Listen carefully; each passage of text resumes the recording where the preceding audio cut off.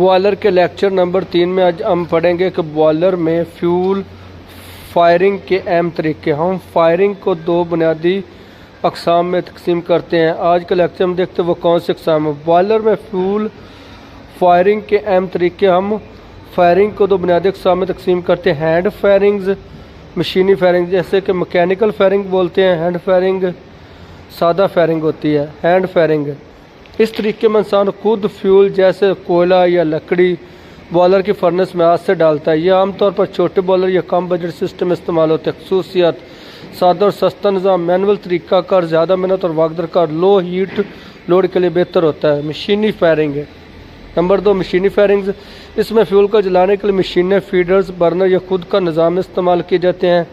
ये बड़े बॉयलर में इस्तेमाल होते हैं जहाँ फ्यूल की मुसलसल सप्लाई ज़रूरी होती है। इसकी भी मज़ीद अक़साम है, वो 4 अक़साम हैं। Number 1, chain grate. Number 2, spreader stoker firing. Number 3, pulverised fuel firing. Number 4, oil and gas burner firing. Chain grate firing में फ्यूल एक जलती हुई चैन पर डाला जाता है। ये चैन आगे बढ़ती है और फ्यूल जलता रहता है। ज़्यादा भाप की ज़रूरत वाले बॉयलर में इस्तेमाल होता है। स्प्रेडर स्ट्रोकर फायरिंग में फ्यूल को हवा में बखेर कर जलाया जाता है। राख नीचे गिरती है, जलता फ्यूल ऊपर रहता है।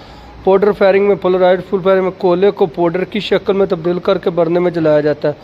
ऑयल एंड गैस फायरिंग में फ़ायदे और नुकसान। हैंड फायरिंग फ़ायदे: सस्ता निज़ाम, सादा ऑपरेशन। नुकसान: मजदूरी ज़्यादा, दैन मुकम्मल नहीं होता, कम हरारत एफिशिएंसी। मशीनी फायरिंग ऑटोमेटिक, मुसलसल फ्यूल सप्लाई, ज़्यादा हरारत, कम मेहनत। नुकसान: महंगी मशीनरी, देखभाल और सर्विसिंग ज़रूरी होती है।